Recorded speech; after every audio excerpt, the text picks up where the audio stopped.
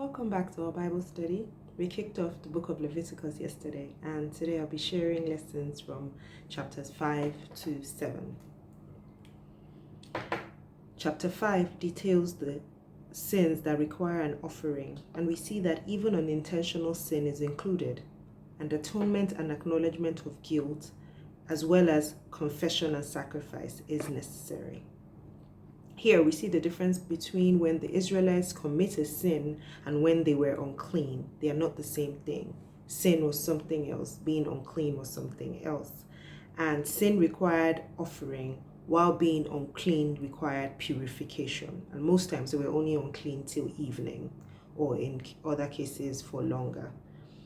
You'd notice how much blood was mentioned and required in the sacrifices. Blood is the symbol of life and death as well, but because of the former, God did not allow, and he forbade the people of Israel to eat blood in any form.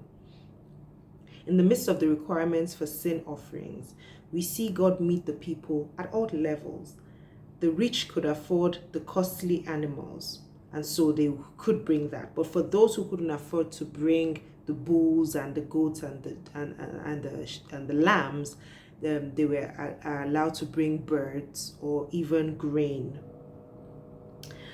He wanted to make sure that everyone could atone for their sins, no matter what level of life they were in.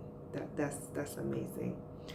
The sacrificial laws, which were very much detailed in these chapters, are now outdated, and they are because of Christ. Christ came and he made this atonement sacrifice for us once and for all, so we don't need to keep doing these sacrifices all the time, and thank God for that. Can you imagine, especially in the economy that we are at today, if you had to kill goats and bulls and lambs every time you sinned?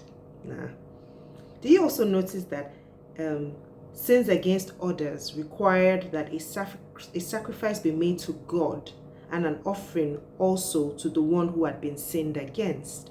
I mean, that made me realize that sometimes when we do something wrong to someone else, we may think that, we only have to apologize to the person. But for me, what came through was then there's also repentance, which is to God, and then, restitution or apology to the person. I know this was a lot in terms of trying to marry what was then and what is now, but I read it, and I encourage you to read the book of Leviticus in that way, kind of trying to see what was, what is, and how it applies today. And now let me share my lessons from these chapters. Even though God is holy and we're told that he cannot behold sin, we see him here meeting the people where they are and accepting their sacrifices and the offerings for their sins. He draws nearer to them when they sin instead of away. It reminds me of Romans 5:2 that says, the law was brought in so that the trespass might increase. But where sin increased, grace increased all the more. When we sin, we shouldn't run away from God. We should actually run toward him and draw near to him. Thank you for joining me today. Tomorrow I'll be sharing lessons from Leviticus 8 to 10, and I hope to see you here. Have a nice evening. Bye.